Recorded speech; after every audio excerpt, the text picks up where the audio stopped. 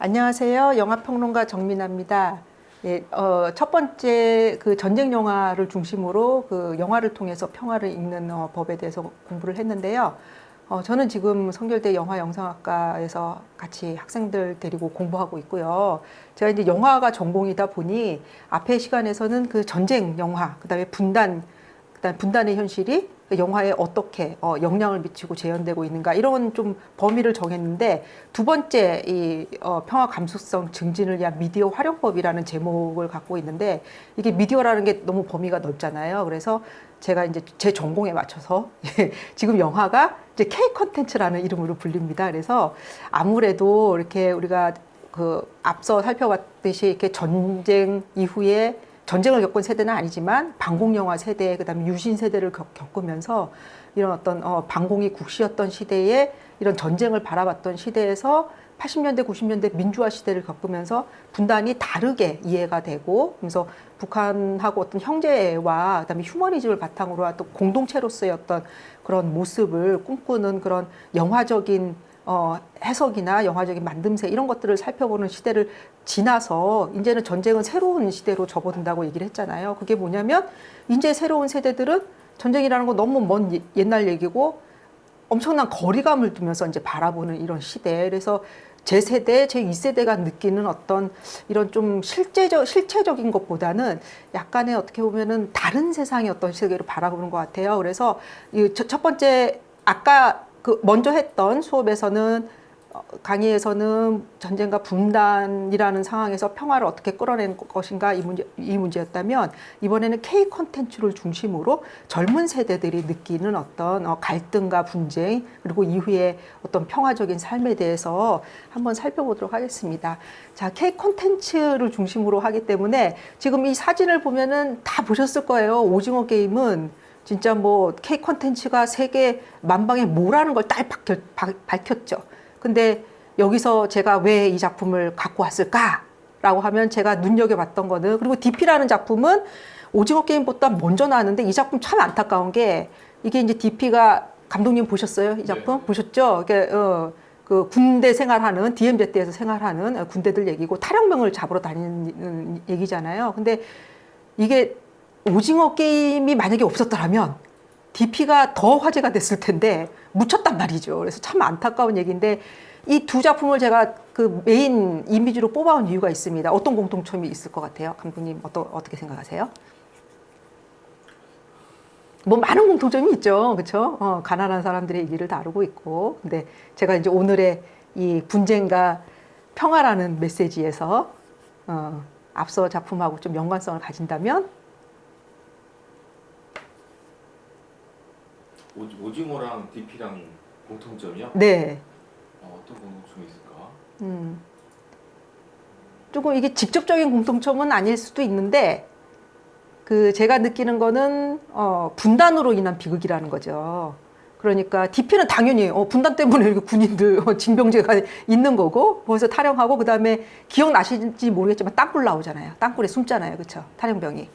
그게 굉장히 상징적인 의미거든요. 근데 오징어 게임은 이 캐릭터 중에서 어떤 게 전쟁과 분단의 캐릭터라고 생각하세요? 캐릭터 중에서 이미 보신 지 2년이 넘어가지고 기억이 잘 안 나실 수도 있는데, 여기에 영희와 철수.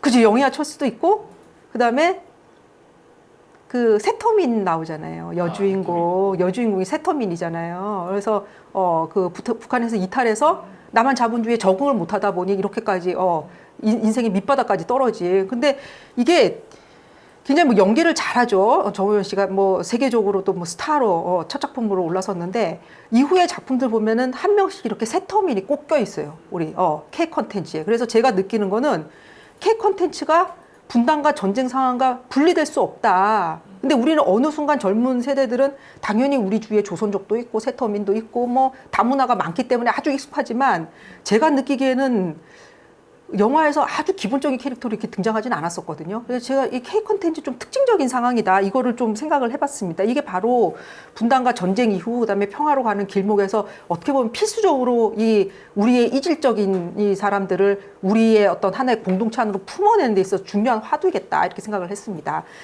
K 콘텐츠라고 많이 얘기를 하는데 아까는 영화라는 정확한 범주가 있었는데 지금은 이게 K 콘텐츠라는 말이 사실은 그 기억을 하실지 모르겠지만 이전에는 우리가 한류라고 썼어요. 그렇죠? 2000년대까지 이제 저기 누구죠? 슈퍼주니어가 중국을 H.O.T가 중국 시장을 점령을 했다, 보아가 일본 시장을 점령을 했다 했을 때 한류라는 말을 썼거든요. 근데 한류라는 말이 중국 기자들이 쓰기 시작한 말이라고 하더라고요. 근데 어느 순간 K자를 붙였죠. 그게 K-팝, 원래 J-팝인데 J-팝을 본떠서 K-팝이라는 용어를 쓰기 시작하고 원래 이제 한류의 중심이 이렇게 가요였거든요. 그때 아이돌이었는데 이제 영화와 드라마와 게임과 소설과 이런 것들이 막 번져나가면서 이제 이것들을 다 모아서 K 콘텐츠라고 이름을 붙이죠. 근데 지금 우리가 세계 모든 사람들이 한국 문화 너무너무 좋아하잖아요. 근데 이게 언제부터라고 생각을 하세요?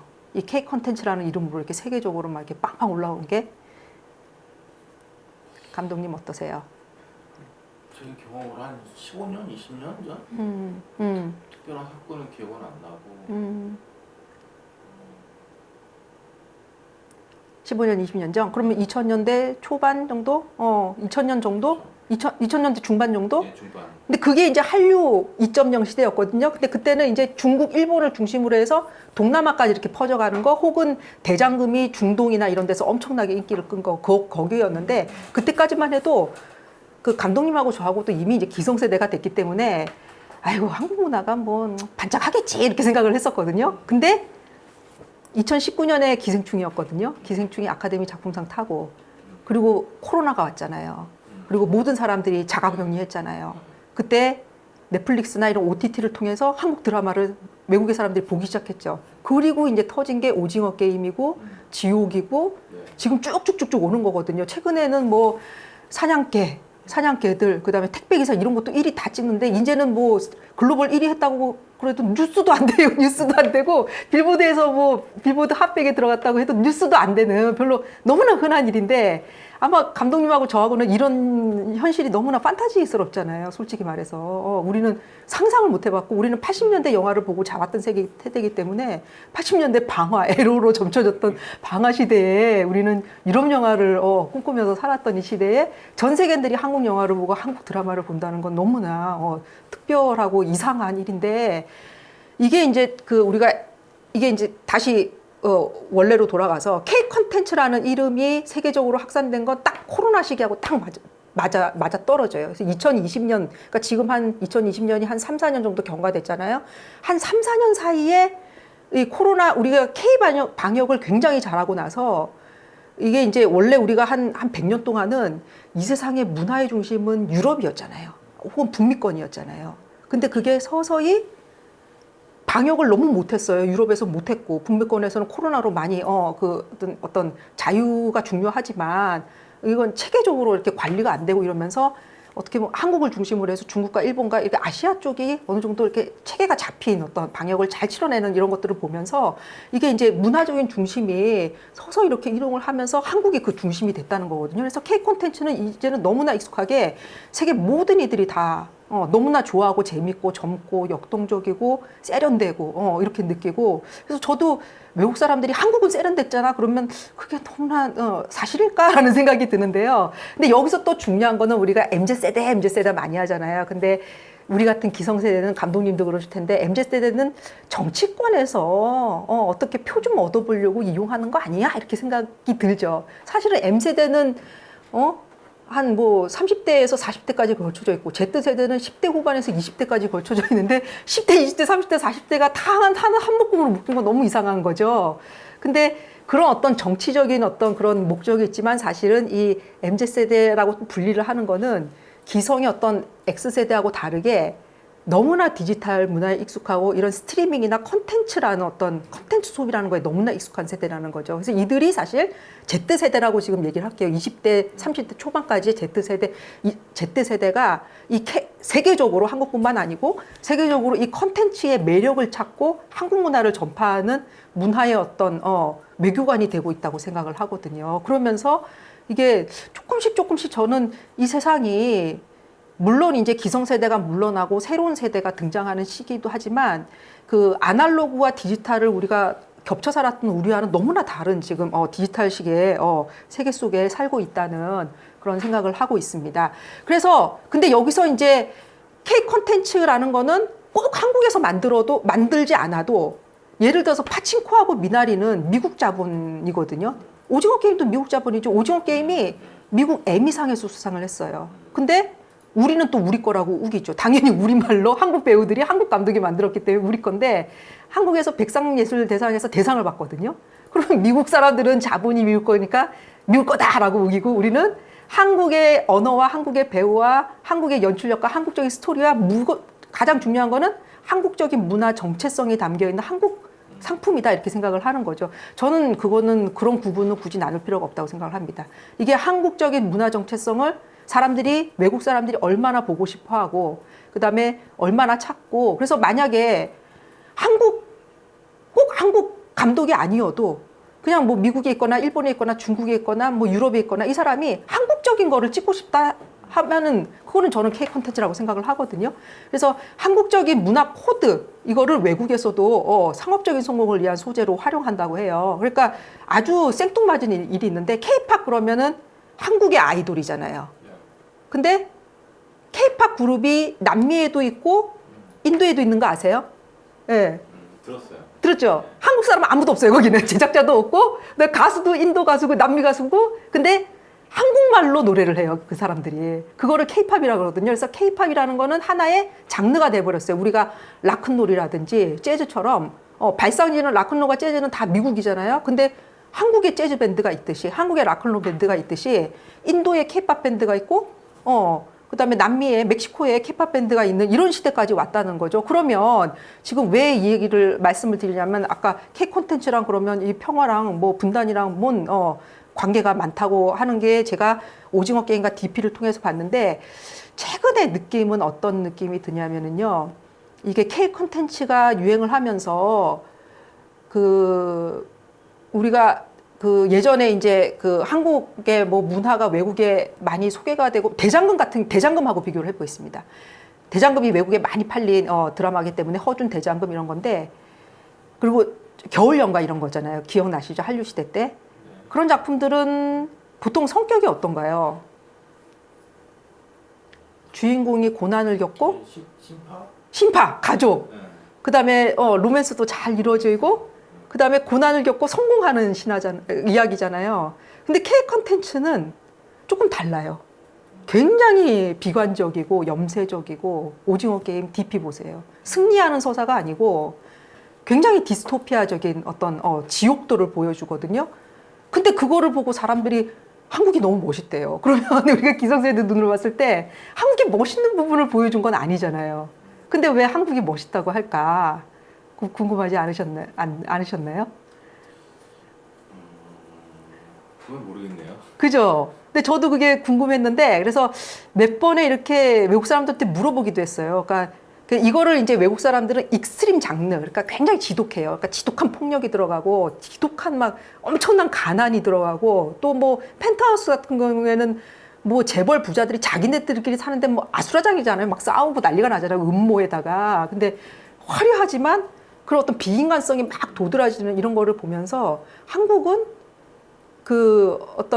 이런 어떤 일들은 이런 양극화 이런 일들은 전 세계 어디에나 보편적인 얘기잖아요. 근데 그런 보편적인 얘기를 굉장히 사회적이고 정치적인 어떤 비판을 하는 얘기를 이런 어떤 상업적이고 엔터테인먼트에는 별로 심어놓지 않는다는 거죠. 그냥 재미로 추구를 하는 거고 사람이 죽으면 그냥 죽는 어떤 재미로서 추구를 하는 거지 우리는 오징어 게임에서 사람이 죽을 때도 이유를 부여를 하죠. 너무나 가난해서 자살을 하게 되고 그다음에 이 사회가 돌보지 않아서 어쩔 수 없이 이런 선택을 하게 되고 이런 어떤 굉장한 어떤 사회 비판적인 메시지를 읽고 있거든요. 그래서 그거하고 관련을 그렇기 때문에 이 어두운 디스토피아적인 드라마나 K 콘텐츠도 굉장한 박수를 받을 수밖에 없다는 거예요. 그러니까 한국이라는 사회가 굉장히 어떤 사회 시스템에 대한 관심이 많고 어떤 민주주의적인 어떤 민주주의에 대한 열망 때문에 이렇게 사회의 밑바닥까지 이렇게 현미경 보듯이 이렇게 꼼꼼하게 들여다보는 이런 어떤 재현 방식이 굉장히 멋지다고 이제 얘기를 하거든요. 그래서 오히려 이런 지독한 어떤 가난이나 양극화나 무서운 얘기를 담는 이런 것들 속에서 자기네 그 다른 나라의 타국의 어떤 그 드라마 영화하고 다른 질적인 차원의 어떤 이해도를 높이는 점에서 훌륭하다고 얘기를 하면서 오히려 국가적인 호감도가 더 높아졌다 그러더라고. 이런 거를 자연스럽게 만들 수 있는 나라라는 것은 얼마나 자유스러운 나라인가 그런 얘기를 하거든요. 그래서 제가 아까 지난 수업에도 말씀드렸던 분단 이후에 반공 이후를 거치면서 우리가 분단을 새롭게 바라보면서 분단의 모순과 그다음에 그 이후에 그 조화를 이루는 공동체를 상상을 하면서 해왔던 그 영화적인 어떤 노력들 이것들이 K 콘텐츠에도 여전히 그 부여가 된다고 이제 생각을 하거든요. 그래서 지금 봅시다. 지금 이게 DMZ 공간이거든요. 그 남쪽에서 바라본 DMZ와 북쪽에서 바라본 DMZ 서로 대치하고 있죠. 이런 풍경은 이 세상에서 DMZ 한 곳밖에 없잖아요. 그러니까 이거는 그리고 외국인들이 가장 가고 싶어하는 곳이 DMZ이거든요. 근데 한국인들은 별로 관심 없어요. 솔직히 DMZ 가고 싶은 관심 없고 감독님 파주 사신다는데 많이 가보세요. 많이 가봤습니다. 아, 그러시구나. 파주 사시니까. 근데 사실 안 가보신 분들도 막 관심도 없어요. 근데 이게 정말 한국적인 공간이거든요. 한국인들만 할 수 있는 이 분단 공간에 이야기가 있어요. 근데 그거는 그러니까 어떤 분쟁과 전쟁이라는 거는 전 세계가 다 경험을 했는데 지금의 어떤 이런 그 대치 상황 속에서 그 피어나는 스토리를 만들 수 있는 나라는 한국밖에 없어요. 그래서 K 콘텐츠에 이런 것들이 많이 들어가 있거든요. 그래서 다음 장면을 한번 봅시다. 종이의 집인데요. 종이의 집은 원래 그 스페인에서 성공한 그러니까 그 화폐 위조 지폐를 만든 이 범죄 집단이죠. 근데 이게 종이의 집이 굉장히 이제 넷플릭스 드라마로서 세계적인 흥행 선풍을 일으켰고 이거를 리메이크 판권을 사와서 한국에서 제작을 했어요. 근데 한국 드라마는 그렇게 뭐 큰 인기를 끌지 못했지만 여기에도 굉장한 어떤 아까 그 오징어 게임하고의 유사성을 읽을 수 있다는 걸 볼 수 있거든요. 이게 배경이 이게 많이 보시진 않아서 잘 모르실 수도 있는데요. 2026년 통일을 앞둔 한반도를 배경으로 한 가상 역사 스릴러물이거든요. 그러니까 판타지, 그러니까 미래를 배경으로 하는 건데 이 공동 경비 구역 안에 DMZ 안에 마련된 통일 한국의 조폐국이 업무를 개시하기 직전에 돈을 탈취하려는 8명의 범죄 조직원 사이에서 벌어지는 사건이에요. 여기에 당연히 북한에서 온 세터민도 있고요. 그다음에 남한에서 남한 사람도 있고 이게 어우러지면서 어떻게 그 공간 자체가 이제 분단의 공간을 얘기를 하는 거고 그 인력 구성 자체가 캐릭터 구성 자체가 또 분단 이후를 얘기를 하는 거잖아요. 그래서 벌어지는 재밌는 사건. 그래서 종이의 집은 이제 그 외국 드라마를 사왔지만 굉장히 한국적인 색깔로 녹여내는 것들이 이제 뛰어난 모습을 보여주고 그다음에 최근에 그 분단을 아까 오징어 게임도 있었고 DP 같은 경우에도 DP나 오징어 게임은 그 어떤 세터민이 나오고 그다음에 분단의 어떤 모순이 이후에 우리 사회에 어떤 영향을 미치는가 이런 거였는데 최근에 성공한 드라마 중에서 남과 북의 사람들이 만나는 그 드라마가 딱 있었는데 혹시 기억나는 게 있으세요?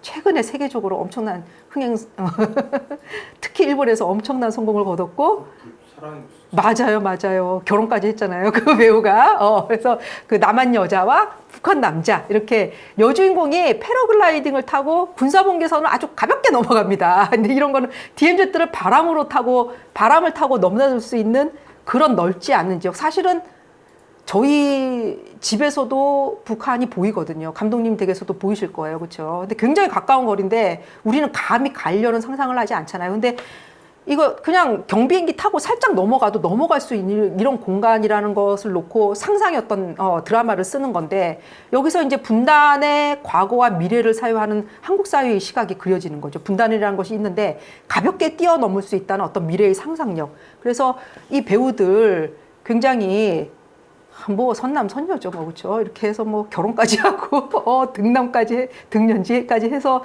참 좋은 일을 하는 멋있는 것인데요. 여기서 또 제가 재밌게 이 생각을 했던 게 뭐냐면은 사랑의 불시착의 현빈, 그다음에 의형제의 강동원, 그다음에 강철비의 지금 말씀드리는 건 전부 그 세터민 북한인들이 나오는 거고요. 그다음에 분단의 모순을 담은 영화 드라마들인데요.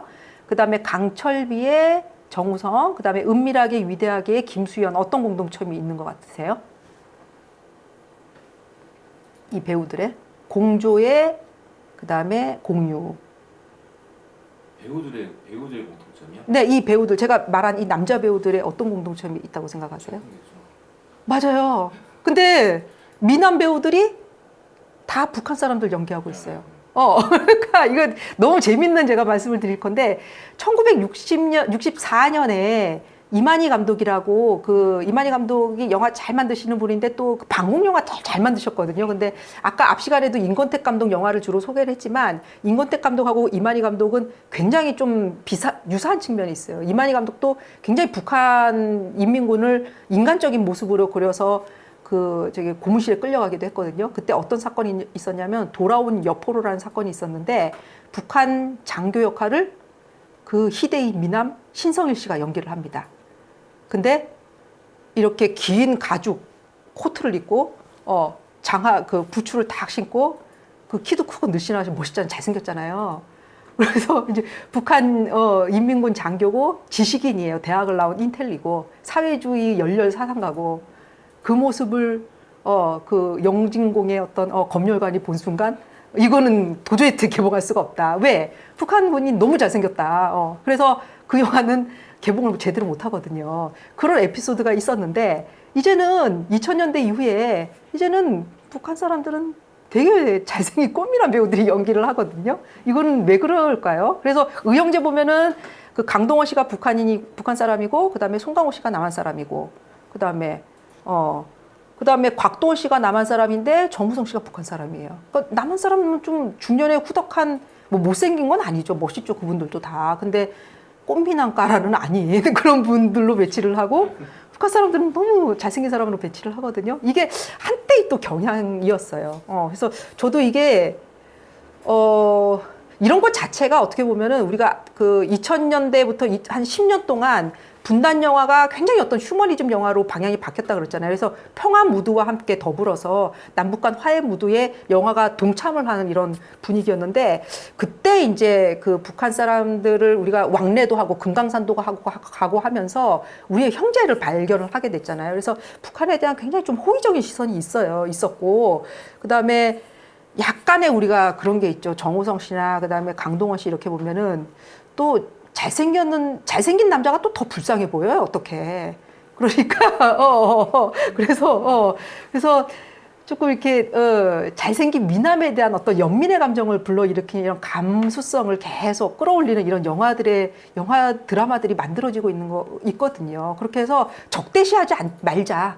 그런 어떤 무의식적인 의지 이런 게 좀 느껴져요. 그래서 우리가 어렸을 때 방공 영화 봤을 때는 정말 우락부락하고 좀 무섭고 아니면 네 도깨비 애니메이션에서 돼지로 그리잖아요, 그렇죠?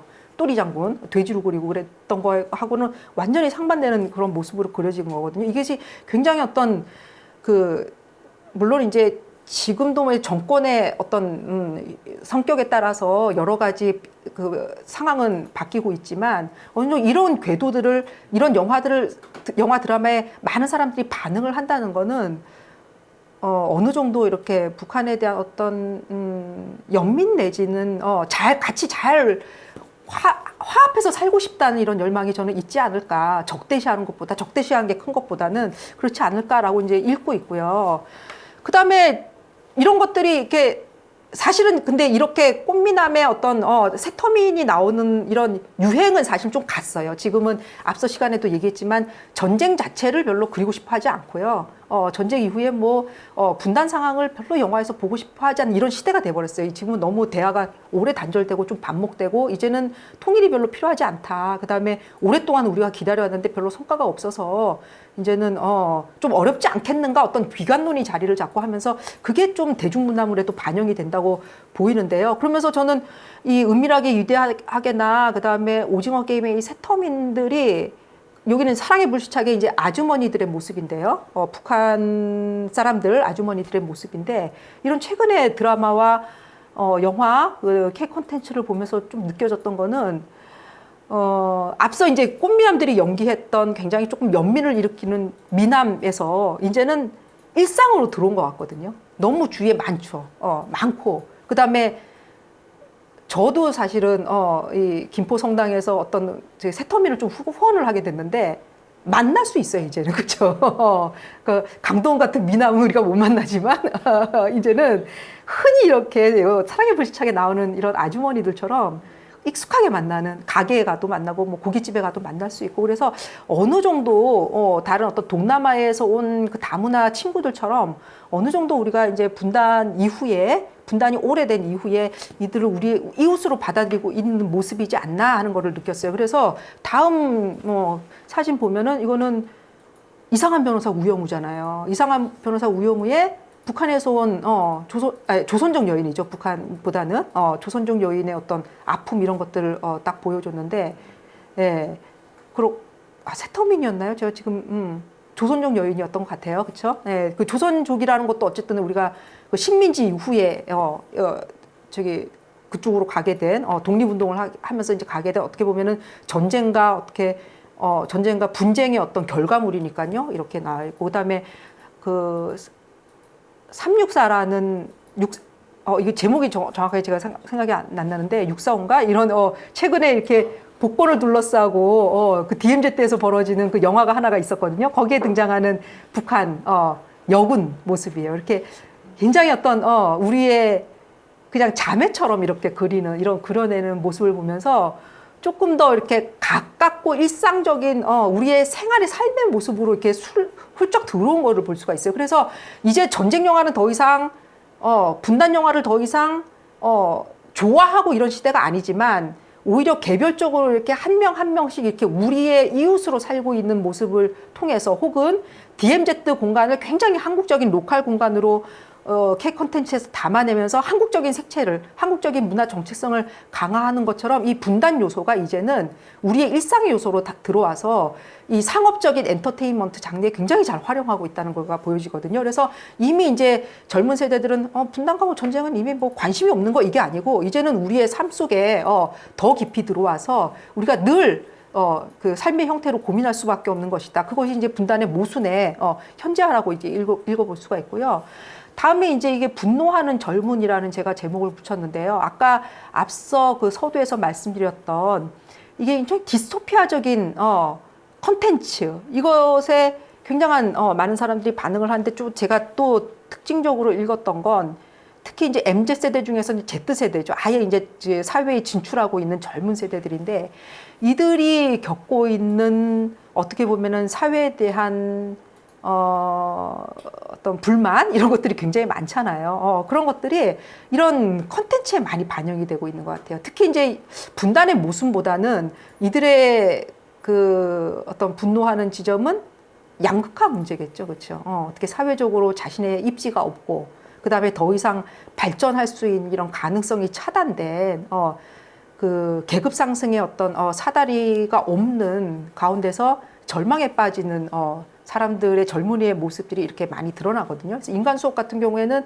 굉장히 공부 잘하고 모범생인데 또 투잡을 갖고 있잖아요, 그렇죠? 그래서 밤에는 이렇게 원조 교재 성매매 이런 거를 조정을 하면서 이제 돈을 벌고 있는 이런 소년 고등학생을 그리고 있고요. 그 다음에 약간 이 배우가 약간 이제 사회적인 물의를 일으켜서, 제가 이름을 언급하긴 그렇지만 살아있다에 나오는 이 배우는 이제 좀비물인데요. 좀비물 자체가 그래요. 좀비물이 굉장히 유행한다는 것 자체가 이 세상이 어떻게 보면은 별로 희망이 없기 때문에, 그냥 우리 세대는 어떻게 했어요? 이 세상에 희망이 없기 때문에 이 세상을 뒤엎고 혁명을 하자. 이게 우리가 젊었을 때 가졌던 꿈이었거든요.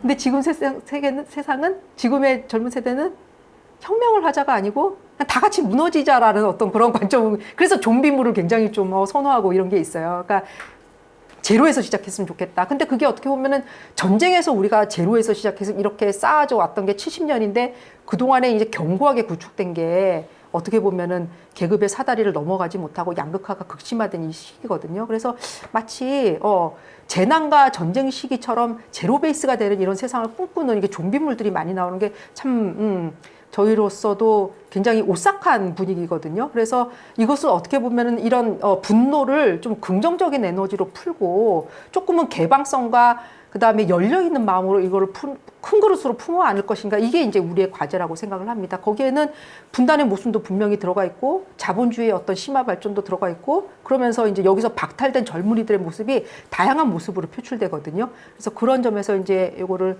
꼬집고 싶었고요. 그다음에 그다음 사진은 소년 심판이잖아요. 그러니까 어린 범죄자들, 그러니까 범죄가 점점 너무나 기상천외하게 무서워지고, 그다음에 10대 범죄자들이 너무 많고, 그다음에 인생을 포기한 젊은이들이 너무 많고, 그렇죠? 그래서 예전 이게 지금 이렇게 많은 건지 아니면 미디어가 너무 많이 이런 기사를 내놓아서 그렇게 되는 건지 모르겠지만 어쨌든 그런 상황이 있거든요. 그래서 감독님도 이런 범죄 10대 범죄 보면 놀라시잖아요. 어떠세요? 상상할 수 없는. 네. 근데 소년 심판 보셨죠? 기억은 안 납니다. 속법. 네. 속법소년. 네. 못 본 것 같아요. 네. 김혜수 씨가 주연인데, 우리가 이게 K 콘텐츠가 이 문제가 있어요. 너무 많은 물량이 쏟아져 나와서 너무 많이 봤는데 기억이 안 나요. 그게 그건가? 이런 네. 경우도 있고요. 네. DP였던가 지옥이었던가, 이게 문제라기보다는 그냥 시대적인 흐름인 것 같아요. 엄청나게 많은 물량이 나오고, 우리는 영화를 앉아서 감상했지만 K 콘텐츠는 감상이란 말을 안 쓰거든요. K 콘텐츠로 소비한다. 그러니까 우리가 맛있는 거 막 사 먹고 또 맛있는 과자 나오면 또 새로운 거 막 사 먹듯이, 그렇죠. 예, 그냥 소비하는 거예요. 근데 이게 이래서 젊은 세대가 문제다 이게 아니고 그냥 시대가 그렇게 가는 것 같아요. 그래서 그거를 받아들이는 이런. 근데 이렇게 막 소비하면 그냥 먹고 없어지는 거 아니야? 그렇지만 그렇게 엄청난 많은 물량 속에서 어떤 일정한 경향성을 읽을 수 있다더라. 그게 제가 아까 얘기했던 한국적인 공간, 그다음에 분단으로 인해서 나타나는 어떤 한국적인 색채, 그다음에 젊은이들의 어떤 박탈감, 이런 것들을 읽어봤던 거고요. 그다음에 나오는 거는 스위트홈이거든요. 아예 그냥 10대가 괴물이 돼요. 괴물이 되는데, 이제 예전에 우리가 괴물은 잡아야 되잖아요. 그렇죠? 봉준호 감독의 괴물처럼 목을 댕강 잘라야 되는데, 지금의 괴물은 우리 모두가 괴물이 될 수 있다는 거거든요. 근데 이거는 좀비도 마찬가지예요. 좀비도 물리면은 그냥 사람이었던 사람이 좀비가 되고, 스위트홈도 물리면은 크리처가 돼요. 근데 그 크리처는 어떤 크리처였는지 기억이 나세요? 내가 사람일 때 내가 욕망했던 모습으로 나타나거든요. 대머리 아저씨는 털이 뒤덮인 괴물이 되고, 그렇죠? 그다음에 너무 배가 고팠던 사람은 그냥 식탐이 엄청난 괴물이 되고, 뭐 이런 모습으로 나타나는 거거든요. 그래서 우리 모두가 어떤 욕망의 괴물이 돼가고 있는 이 자본주의를 어떻게 보면은 비판적인 색채로 비판적으로 보는 건데, 그래서 이 많은 K 콘텐츠들이 사실은 어두운 부분들을 굉장히 많이 담고 있어요. 아이돌, 그다음에 힙합 가사도 전 잘 모르지만 가사들도 사실은 그게 밝은 희망을 얘기하는 건 아니잖아요. 지금 돈이 없어서 힘들다, 일자리가 없어서 힘들다, 사랑에 실패해서 힘들다, 죽고 싶어서 힘들다, 이런 얘기가 굉장히 많거든요.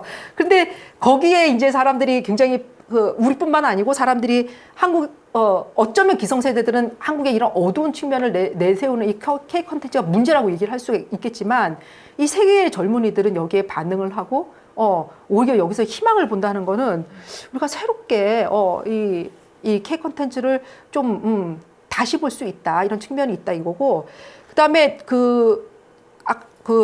첫 수업에서 전쟁 얘기를 한 김에요. 식민지 조선의 어떤 분단이 지금까지 이어지는 것도 굉장히 많죠. 그거는 식민지 조선의 독립운동이라든지 이런 것들이 한때 암살이라든지 밀정이라든지 이런 영화들이 유행하던 때가 있었잖아요. 그렇죠? 그것도 사실 아까 분단 영화의 어떤 휴머니즘처럼 조금 비슷하게 가요.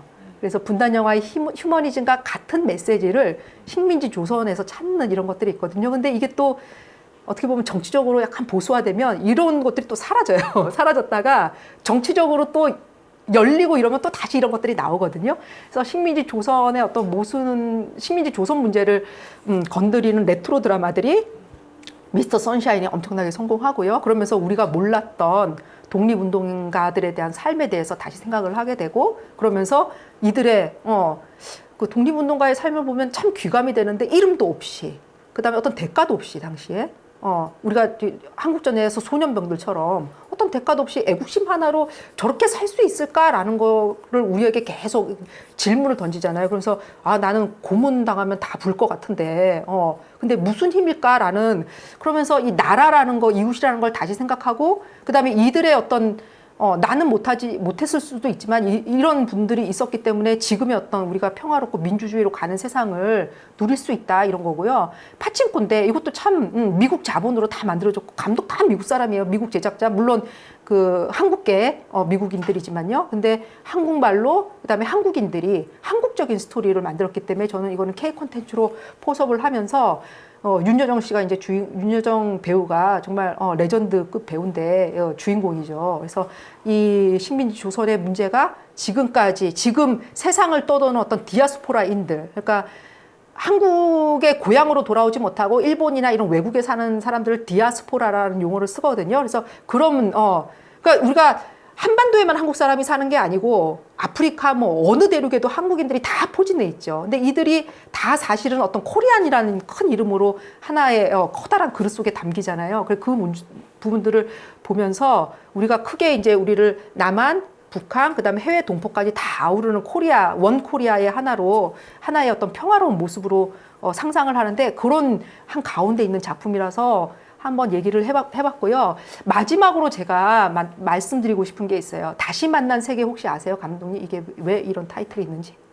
아마 지금 이 다시 만난 세계요? 다시 만난 세계 세계 월드 뭔지 모르세요? 처음 들어보셨어요? 처음 들어봐요. 우리 기성세대가 돼버렸어요.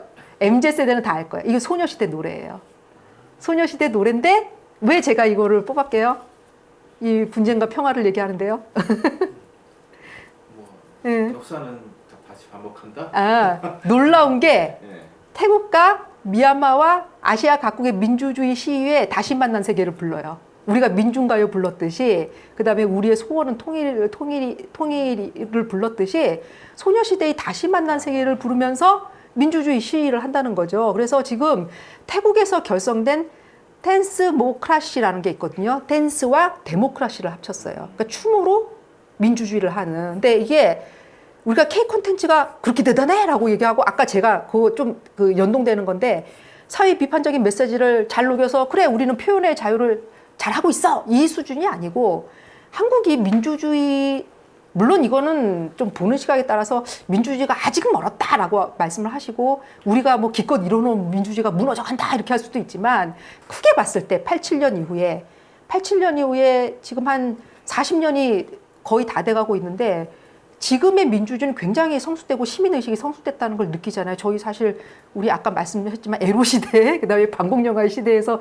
40년이 경과된 지금을 보면 그때와 지금은 뭐 엄청난 차이인데 아시아에서 이렇게 민주주의 발전을 그것도 시민의 힘으로 발전을 이루는 나라는 사실 거의 없죠, 그렇죠? 한국하고 몇 개 뭐 대만이나 또 어느 나라 좀 있을까요? 뭐 어느 분은 몽골도 말씀을 하시던데요. 예. 뭐 별로 참 꼽기가 좀 힘들잖아요, 솔직히 말해서.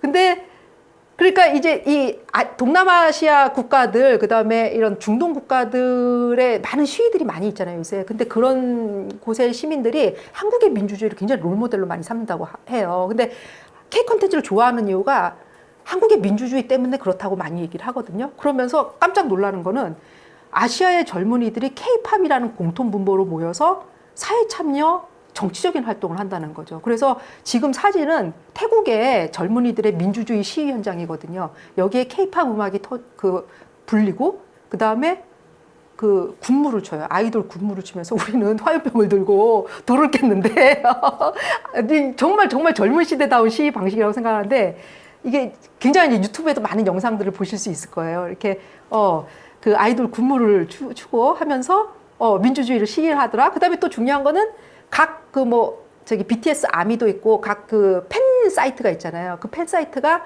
이 민주주의 시위 현상에서는 자기의 어떤 민주주의 발언대로서 기능을 한다는 거죠. 근데 이게 그리고 지금 오른쪽 그림은 약간 이렇게 논쟁적인 그림인데 이게 성소수자, 태국의 성소수자들이 조금 우리나라보다는 조금 많이 보이고 좀 활발하죠. 태국의 성소수자들은 어쨌든 사회적인 어떤 공고한 기존 관념에 의해서는 조금 스트레스를 받고 있잖아요. 그럴 때 자기네 정체성을 좀 적극적으로 드러낼 때 이 아이돌 K-팝을 많이 좋아하고 따라한다고 하더라고요. 이들이 어떤 성소수자 내지는 어떤 사회적인 약자들의 어떤 목소리를 낼 때 또 케이팝을 많이 활용을 한다고 해서 저는 좀 깜짝 놀랐고, 이거는 지금 요 평화연구소에서도 요거를 좀 연구를 좀 해보셨으면 좋겠어요. 어떻게 이게 이제 우리는 케이팝이 조금 익숙하지가 않고 우리는 락식이 되기 때문에 잘 모를 수도 있는데, 정말 이게 우리가 젊은 세대를 이해하기 위해서, 그다음에 세계의 어떤 평화를 원하는 이 민주주의 시민들의 어떤 활동에 연대하기 위해서는 케이팝을 또 공부를 해야 되는 이런 시기가 됐습니다. 그래서 케이팝 팬들의 민주주의 교육에 어떤 도구 내지는 매개초로서 적극적으로 활용되는 K 콘텐츠를 보면서 정말 깜짝 놀라는, 그래서 사회 비판 메시지가 있어서 너무 재밌다라고 하는 것이, 어떻게 보면 우리가 사회 비판 메시지가 있으면 좀 지루하고 너무 계몽적이고 교육적이고 재미없는 거 아니야 이렇게 생각하는 게 아니고, 사회 비판적이어서 재밌다라는 것이 통하는 게 K 콘텐츠라는 거고, 그게 K 콘텐츠가 화려하고 뭐 자본이 많고 그다음에 세련되고 이뿐만 아니고 그 메시지를 이 세계인들이 읽고 있다는 거에서 저는 좀 놀랐고요. 그 부분에서 저희가 평화 교육을 하고 있는데, 제가 이 K 콘텐츠가 얼마나 이 평화 교육 내지는 이거를 활용해서 많은 사람들에게, 세계인들에게 전파하기에 좋은 도구가 될 수 있음을 좀 말씀을 드리고 싶었어요. 지금 이 마지막 자유로운 K-팝퍼 인생을 돌려줘. 자유로운 K-팝퍼가 K-팬 활동을 돌려줘 이거잖아요. 이거 어디에 나왔던 시위 문구인 줄 아세요? I don't want dictatorship. 나는 독재가 싫어요. I just want BTS. 우리는 그냥 BTS만 원해요. 어딜까요? 미얀마 시위에 나온 거예요. 미얀마 시위에. 그래서 나 K-팝 활동 열심히 하고 싶고 BTS 도와하고 싶은데 독재 국가라서 안 돼. 그게 점프된 것 같죠, 마치. 내가 아미 활동을 열심히 하려면 민주주의가 구현돼야 돼. 이게 점프 같지만 점프가 아니라는. 그래서 BTS의 가사말도 너를 사랑하고, 그다음에 사회의 어떤 교실의 억압에 대해서 저항하고 이런 얘기를 하고 있고, K 콘텐츠도 그런 얘기를 이때까지 다 해왔다는 거예요. 아무리 비관적이고 그다음에 젊은이의 출구 없는 어떤 그런 좀비 세상을 얘기하지만, 거기에는 사회 양극화, 그다음에 분단으로 인한 어떤 DP나 오징어 게임이나 분단으로 인한 모순에 의해서 개인이 희생당하는 모습을 극명하게 드러내는 이 K 콘텐츠 안에서 이런 평화의 어떤 이슈들을 끌어내는 굉장히 민주주의 교육의 중요한 매개로서 이 K 콘텐츠가 활용된다는 거, 이거를 보면서 오늘은 그 미디어 활용법이라는 수업이었지만, 어떻게 보면 K 콘텐츠를 더 잘 이해하면서 우리가 이거를 평화 교육의 하나의 수단으로서 쓸 수 있다, 이렇게 생각을 합니다. 그래서 오른쪽에 있는 그 트위터, 이게 트위터는 전부, 이 트위터의 사진은 전부 제가 미얀마 시위, 그 다음에 케이팝, 이걸 쫙 쳤더니 이런 그림들이 나오고 이런 트위터가 다 발견이 됐거든요. 그래서 거의 미얀마 시위에서 케이팝이 불리고, 그 다음에 케이팝 팬들이 등장을 하고, 그 다음에 BTS의 어떤 멤버들의 이름을 이렇게 피켓에 들고서 나 자유롭게 이들을 사랑하게 해달라는 이런 어떤 위트가 넘치면서도, 굉장히 절실한 얘기지만 위트가 넘치면서도 어떻게 보면은 굉장히 좀 새로운 방식의 민주주의를 향한 시 방식을 개발하고 있다는 데에서 참 K-팝은 큰 역할을 하고 있다. 그래서 우리의 어깨가 좀 무거운 것 같아요, 저는. 한국 민주주의를 정말 잘해야 되고, 그래야 K 콘텐츠도 더 많이 성장할 수 있을 것 같고, 저는 K 콘텐츠가 이후에 바뀌어야 된 다음 단계의 목표는 더 개방성을 발휘하고, 그다음에 더 열려 있고, 그다음에 다양성을 더 발휘를 해서 이제는 한국 스타들만 등장하는 게 아니고 굉장한 다양한 인종과 그다음에 국적과 이런 사람들을 아우르면서 하나의, 그냥 한국에 매몰되는 것이 아니고 하나의 세계인들이 좋아하는 하나의 장르로서의 모습으로 도약했으면 좋겠다. 그게 우리가 미디어를 보면서 감시하고 미디어를 수용하는 데 있어서의 자세가 아닐까라는 걸로 결론을 맺으면서 K 콘텐츠를 다시 읽어봤습니다. 감독님은 마지막 혹시 보태실 말씀 있으세요? 잘 들었습니다. 그 90년대 후반서부터의 그 다양성, 그다음에 그거에 대한 해석에 대한 또 다양성, 이런 것들이 같이 그 민주화랑 같이 오는 것들이었지 않았을까? 그럼요, 당연히죠. 그러니까 제가 이제 영화를 전공하니까 87년대 유산이 90년대 한국 영화의 르네상스를 갖고 간다고 생각을 하거든요.